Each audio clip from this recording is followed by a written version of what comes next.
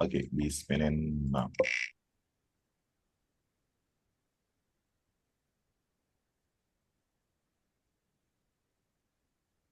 I think somebody got it.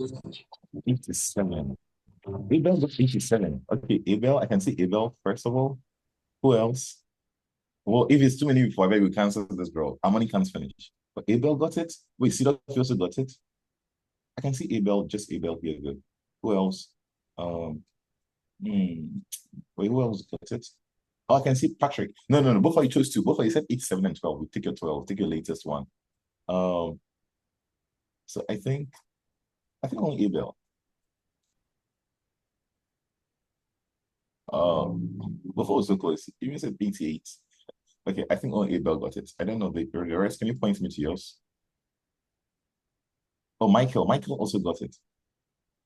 Michael got it. So Michael and Abel. Wait, see the four is yours. Can you reply to yours so I can see?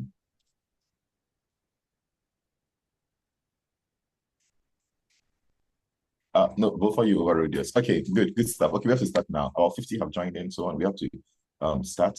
So let me just Um so we are starting now. And so yeah, so everyone, thank you so much for coming. We just did a quick raffle just to stop screen share for now, just to just to welcome those who joined early. And so if this is your first time joining, you're so welcome. If you've never been to a Tech Elevate meeting, like this, how our general workshops basically look like. We just a bunch of people, we just throw in here, we join Zoom, just have discussions, discuss things and so on and so forth. Sometimes we hold smaller sessions, like when you're doing technical walkthroughs, we go through like topics and everything. Sometimes we do relatively smaller ones, like so on and so forth. There's so many meetings we have, but it's one of the general ones. And this meeting was supposed to have happened a bit earlier, but then because many people working over the summer, I decided to push it to the summer. But then people are already working. Please, okay. But then people are already working out and everything, so they were like, "Oh, what if we do it earlier?" But then we decided to do it earlier. That's what we're doing. We're doing a first session earlier. If there's more time, we will do it next summer. Yeah, I miss you guys too. So yeah, so that's basically what this is all about. So today we're going to just have a financial session. Because people want to also go watch El Clasico. I'm going to basically rush through this very quickly. But I still expect questions. I still expect people to add their inputs. If you know something we don't know, just throw in there and then help us. So yeah, so that's pretty much it. Oh, I'm Cornelius. Probably maybe some people are familiar with me. I like sending message to the Slack space when I'm bored. And I've worked with a good number of the people here, and most names are already familiar to me. So yeah, the people want to introduce themselves. We are like 50 plus. So I don't know. Maybe at the end. Maybe at the end. Uh, but Oh, I may have to switch my Zoom to 40 minutes. I don't even know what's happening with my Zoom. My Zoom is now on free now because I've graduated. Okay, so to not waste time, let's just quick start. Let's start. Okay, so we're going to mainly talk about what to do with money, or even maybe sometimes even how to make money, right? Like starting out and everything. And this what we're going to discuss today is applicable to whether you're in Ghana, whether you're in the UK, whether you are in the US, or wherever you are. If you get any little money, or even if you just want to maximize your money, we're going to discuss very efficient ways of handling that. If you have any question, you can type it into the chat. You can also unmute yourself and also ask questions. Like there's no restrictions, whatever you can do. Okay. This is how we're going to start it. So let's assume I have money now, right? What can I do with the money? Like in this economic climate, right? Let's assume I have, let's say, $10,000. Let's assume I have $5,000. What can I do with the money? So in my experience, so many of the things I'm going to share with you are my experience and also research, right? So in my experience, like going through Cornell, like going through school and everything and graduating and everything, there's a good, by God's grace, I built a very good, mental picture of how to handle money, right? And so most of us don't pay rent, some of us pay and so on and so forth. So after you've taken out all those mandatory costs, I have to try and cut them down as much as possible, especially those of us in the US or in foreign countries who don't have like permanent residency yet. I highly advise that you cut down your cost as much as possible because again, you're still an international student. You are living on a foreign land and so on and so forth. So you don't want to, splurge so much because hey, I'm not saying anything bad will happen, but should something go sideways and you have to go back home and it may not be the wisest decision you made, right? So cut down your mandatory costs, cut them down so much, reduce them drastically. If people are dedicating $2,000 a month for entertainment, that's not something you're supposed to do. And people have entertainment, but not those things, cut down them excessively, cut them down. Now let's assume You've cut down all your monetary costs. You have money. What do you do with that money? So I like to, say this, that you should break money down into three things, into three ways. Let me share some whiteboard very quickly to make it pop. Okay, where's whiteboard?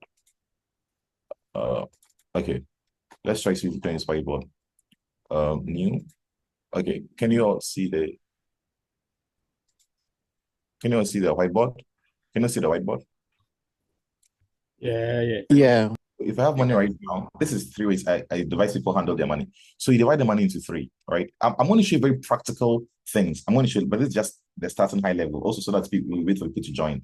So if I have money right now, there are many three ways I basically divide money. So one, two, three. Then there's a tiny portion. It's not tiny, but I'll just put that one here. But these three things are the main way, I handle money. The first one here, it's so these three things are basically investments, right? But I'm going to still call this one investments. This first one I'll call investments, like this investments. This sorry, I cannot type much. This is investments. The second one is also trading.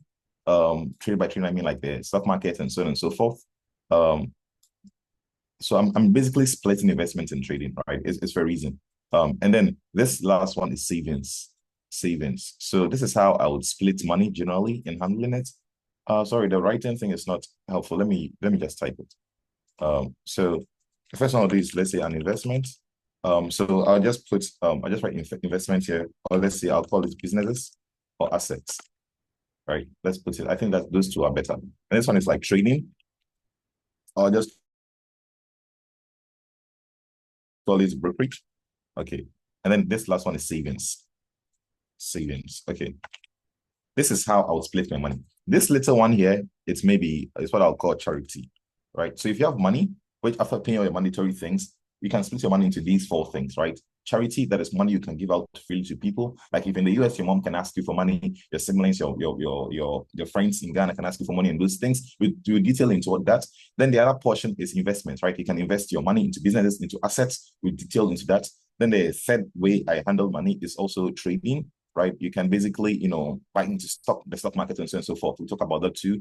Then the last one is savings. Please, there's no any in trading. Okay, now let's talk about the charity one because we don't have time. Now, one thing I really advise people is once you are working or you're in school,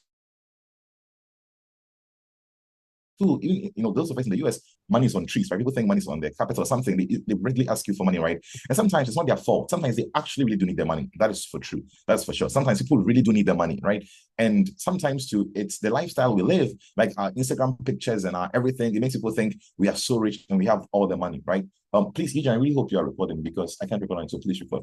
So coupled with these things can make people ask us for money, all right? Or sometimes it's not even about people asking for money. Sometimes you see people maybe who need money to pay their school fees, and you see people who need money for for their parents or something. Maybe they need rent or anything. All that money goes into charity, and charity is a significant portion. As a Christian, I highly advise that if you are able, help people when you can. Help people when you can. But there's also a caveat to it. Sometimes people ask you for money rampantly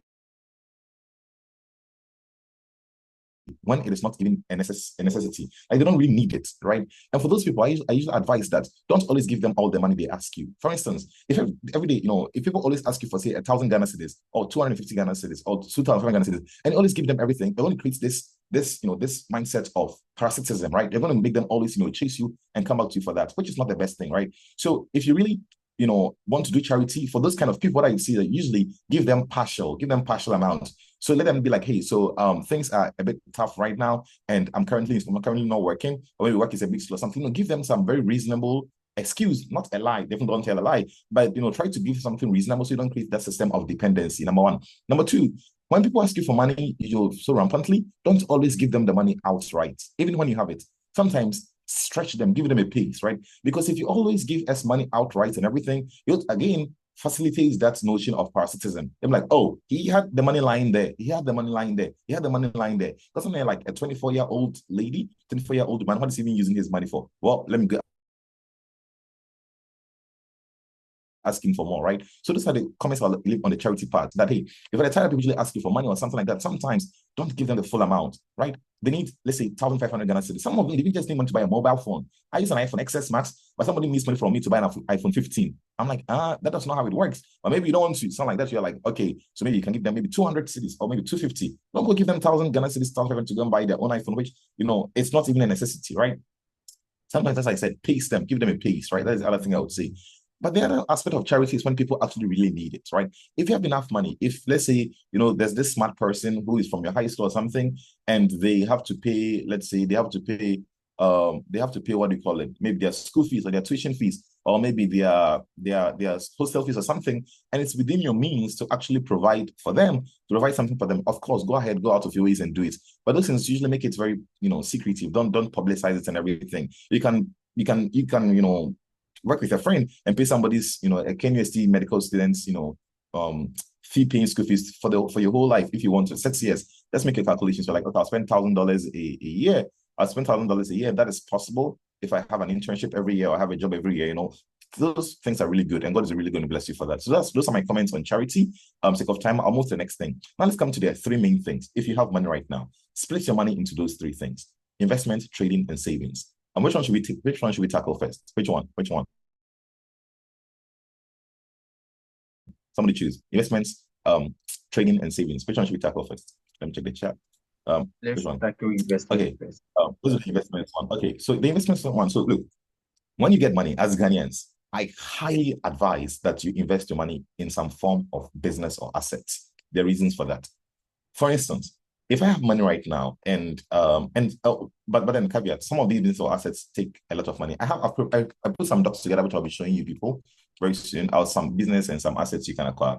So when you get the money, so money depreciates over time, right? The value of money depreciates over time. In other words, those of us from Ghana, you know that if you had like 10,000 Ghana cedis, when I was in Ghana, 10,000 Ghana cedis was so big to me. Even in 2019, graduated from high school, it was such big money. I couldn't. When somebody says they had 10,000 Ghana cedis, it was so big to me, right? But now 10,000 Ghana cedis has depreciated in value. That's like an iPhone, right? The price of an iPhone. I mean that the value of the money has decreased over time. What 10,000 Ghana cedis could buy 5 years ago, it can't buy now, especially in Ghana. It's not possible, right? Even in the United States. So money depreciates, right, in value over time. But one way to kind of, make your money competitive is by investing your money in some form of business or purchasing an asset. Assets, what do I mean by assets? Things you can use your money to buy that will give you more value or more money over time. The benefits may not happen in a year, it may not even happen in 2 years, but it will eventually give a lot of money. One asset I love so much is land. Buying land, especially in Ghana, it is a no-brainer. Trust me. Well, you can buy it in the US if you have a lot of money, but trust me, US, it's a lot of bureaucracy. Even in UK, it's so bureaucratic and everything. And we probably don't even have enough money for it. But in Africa, Ghana, Nigeria, these places, it's a no-brainer. It is absolutely crucial if you have the money. Buy land in Ghana. Sometimes, people are like, well, what am I going to do with the land? What am I going to do this? Look, if you buy land, right? If you buy land and you have nothing to even do on it, just buy the land, safeguard it. You talk about how to safeguard your land and just even sell it in the next 3 to 5 years. Come sell it to me, I will buy if I have money then. Because here's the thing with land. Land prices never go down, number one. There's nothing like, oh, this land was 10,000 Ghana cedis and now it's 3,000 Ghana cedis. It never happens. Land prices never go down. Number two, land never increases. Have you ever heard that, oh, there was no land here, now there's land here? No, right? Land is fixed in quantity. If there are 20 hectares of land in some community, it's going to remain 20 hectares. You won't wake up in the morning, it's like, oh, it's now 25 hectares. No, land is a fixed asset, which means that there's going to be competition over time. Now, people have known this. Some people have known this. So now if you go online, on YouTube and all these places, you have all these people called diaspora, people who live in the United States and the UK and all these countries coming to Ghana to buy lands. If you go into Ghana right now, the Chinese have bought a lot of lands. These people have all bought a lot of lands. And they're basically owning the place, they're owning the country, owning this place. I tell my friends this funny joke that if we don't take care, we'll go back to Africa in the next 10 to 15 years and we won't even have a place of our own. We have to rent houses from foreigners because guess what? They have bought all the lands, they're buying everything, right? And because these people are buying it, what has happened is that the prices have shot up.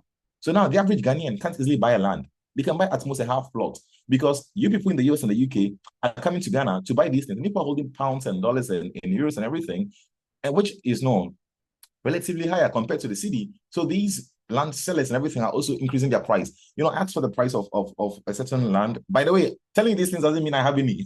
I beg.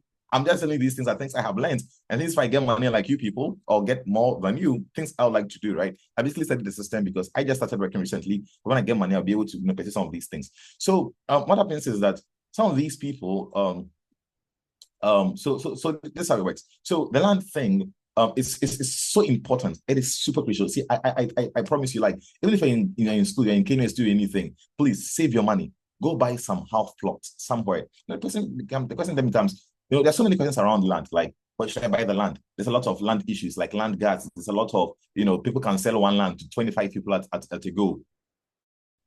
In progress.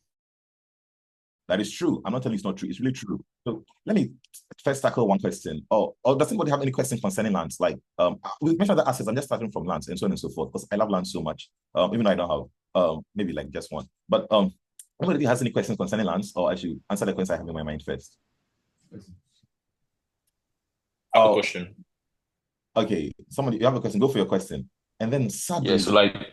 Sadly, give me a second. So I'm using a free Zoom meet right now, and the meeting will end in 10 minutes. That is so sad. So I'm gonna have to do this. Wait, is Sammy on the call? Oh yeah. Sammy, can you create a Zoom meet? Can you generate a Cornell Zoom meeting link and send it to us, please, to the Zoom chat, so that when it's time, I'll tell everybody to hop on that. Sorry, I've graduated and I can't afford premium Zoom now. I'm so sorry. Okay, yes, please go on with your question. So how do you navigate the issue of land guards and people trying to encroach into your lands? Okay, so but do you understand that land is such a beautiful asset? I'll give you more reasons why I think land is such an amazing asset soon. But do you all get a higher level overview of it? Yeah, Wisdom, also ask your question. Oh yeah. Regarding the lands as well, do you think the location of the land is as important as just getting the land, or just get any land? Or also have the option to get land? Should you look at the location as well? Okay, so that is point number 2. So number 1 is the security, right? Number 2 is also the location. Any other question? Good questions. These are questions in my mind. Good. Okay, let's proceed then. Okay, so number 1, let's start from the issue of location. So here's the thing. So where I live right now in Kumasi, when my mom got that half plot of land was like 8 years ago. That place was literally a forest. It was literally a bush. It was so bushy. I live somewhere in Kumasi. And now, no, there are houses everywhere. Almost everywhere there are houses there. It's a town after Kenya, like thereabouts. There are houses like every single place. So number 1, location does not matter so much, because the new sites now, that bush forest right now, in the next 5 years is going to be like, and I don't think anybody's going to, even some of us will probably go to use the land in like 5 to 10 years. So some of the very, very new sites, even beyond Castle and all those areas, they were like very bushy and very forest. But now, no, you go there, and sometimes this is what happens. People call estate agencies with banks. They can buy acres and hectares of land, and they build a real estate there. I don't know if people have seen those ones. They build a whole estate there. So they buy the huge land and they build their own houses around there, right? So some of these places that are even far off are even getting traction. That is number 1. Number 2, however, some of the lands are so remote, I wouldn't advise you buy now. So for instance, you have some land that is somewhere deep central region, right? Central region, where all the neighboring towns are relatively less developed, are like very, like super less developed, right? That in the next 5 years, you can't see such a projection there. For those lands, I would say halt on them, unless you're not going to use it for residential purposes. What do I mean? If you're buying the land and thinking maybe in future I'll build maybe a hotel or an apartment or these things, then it's advisable that you don't buy land that is so remote, that has no relatively like future development in the next 5 to 10 years. But you can still buy it if you have other plans, which we talk about over time. For instance, you want to use it for a factory setup, you want to use it for farming, you want to use it for some of these other business, then definitely go for it. If you're setting up a factory or a farming business, I'll have data, I'll show you some of these things. Then, of course, you can go in for those lands, right? But what happens is that all you have to do is that you can actually employ some of the native people who are around there. They don't need to have college degree or bachelor's degree or master's degree to work for you, right? So you can still get those lands. If it's 12,000 Ghana cedis, usually that's their range. You can even get some of them 5,000 Ghana cedis for an acre, right? I'll show you some. And then you can just go in for some of them. An acre means 4 plots generally. So then you can get some of those lands. So the location depends on what you want to use the land for. If it's very residential, want to do maybe residential, don't go so remotely, so deeply, right? Where all the surrounding areas are like very, very so less developed. Then yes, 5,000 for an acre, of farmland. So it depends on the use of the land, right? What do you want to use it for? There's this thing I want to this thing my friend taught me that I want to speak. I'll say it at the end. I'll see it at the end. So that's the thing with location. Location depends on what you want to use the land for. If you want to use it for, let's say, residential, ideally get a relatively newer site that is close to other newer sites that are being developed. Or It could be a bit newer, but not so new. It shouldn't be so deep down, where all the surrounding areas are like very kind of villagey and like that one. Even if you build the place, even if you build the apartment, the question is who's coming to rent it, right? Who's coming to rent that apartment? The doctors won't come, the engineers won't come because they also want to be close to other facilities like like hospitals and so on and so forth. One good thing you can use is ask yourself, the people around me, what are they doing, right? What kind of people are buying the places around me? Some estates comes to buy, hooray. If some other diaspora people like us come and buy you, hooray, right? There's so many things I want to say, so many interesting things which I'll say later. So that's the thing with location. Let's go to the security thing. So there's a process for buying land. And once you follow that process, almost always you're guaranteed. So for instance, when you buy the land, always try to narrow it down to who owns the land, right? Who owns the land? And after getting the who owns the land, you can actually go on further to check with the land commissions to see whose name is actually on document as owning the land. Why do you need these things? I don't want to restrict this whole session to just land, so just hit on it, pop and go. We can do more details on those over the summer, or people can ask their questions later on. Because sometimes you can have a family land, right? And the 5 people in the family, then the uncle wants to sell, but then the aunt is not on support, or Uncle B is also not in support. So Uncle A will come and be like, hey, this is a family land and everything. And if you have not narrowed it down to whose land is actually on paper, or gone down to even the actual person, maybe it's a family land, then there was your penny, or if it's a stool land, like land that belongs, like maybe stool land are usually subject to some chief, right? Maybe the Bremine chief, like these lands belong to the stool, right? So so you have to always do call it due diligence. Do your due diligence to actually know the owners of the land, right? Not just buy from second hand, and always verify who owns the land from the Lands Commission one. Number 2, to also ensure security, whenever you buy land, don't pay all the full money outright. Don't do that. You'll actually pay part payments, then start working on the land or touch the land. So if it's something you want to build, start making your wall, right? Or if it's farming, try to go weed the place or something. If you don't get any problems, usually that is like a good sign. But if you start weeding, or you start trying to make a wall, or start trying to put a block on and people come around and everything, you know that no, there are issues on this land, right? That is the next thing. But don't just give them full, 50,000 Ghana cedis payments and just move on. No, don't do that, right? Make part payments, try to start work on the land and so on. And then next, do your indenture, right? Have your document that will have all the relevant parties sign that this land belongs to you. Have a very detailed indenture, right? Write in its detailed bullet points that, hey, if there's any litigation on this land, right, you are going to be responsible for the litigation. In other words, the person selling the land to you will be responsible for that litigation, all the court cases, everything. They're going to foot every single cost and refund all your money to you, so you don't waste your money or anything on such processes. Does that make sense? So these are things that help you to safeguard your land. If it is land for, let's say, residential purposes, when you buy the land, we highly advise that you build a wall around it. If it's just 1 plot, build a wall. 2 plots, 1.5, 2 plots, still build a wall. If it's many plots, it's an acre, like 4 plots of land, ideally, you can build one small 1-room house on the land and get somebody to live in there. The person who lives in there can help you protect the land. 1. Number 2, they can even use that land to start some small business for you. They can enter into vegetable farming, which we will talk about later, and so on and so forth. And and also generate more money for you over time, right? So these are ways to safeguard the land. If you bought a very competitive land in some good area, please, ideally, and it's many plots, get somebody to live on the land for you, right? Like so that they can protect the land. When anybody comes by, they'll be like, sorry, this land belongs to my boss, or something like that. But if you just buy some good land somewhere, if you go and buy some land in Kaswa, or some land in Ablekuma, or some land in Bremai, or Fadi, or any of these places, or in Aburi, and you just buy the land, you just leave it there, nothing, no wall, no pillars, nothing. By the time you come tomorrow, it's been sold to someone else. Sometimes it's not even been sold to someone else. Somebody is working on it and they won't even acknowledge you as the owner, right? So that is something you should know about land security. That's usually how we do it, right? Like, know the person, do your due diligence, put something on the land, build a wall if you may, put some 1-room building on it if you may, and yeah. And and sometimes people even go to the extent of even socializing with the people that is around the community for them to know that this land belongs to them. Okay, the meeting's about ending. It's ending in 1 minute. Please, let's all join the meetings in the link Sammy just sent. Sammy, can you send it again so that those who just joined will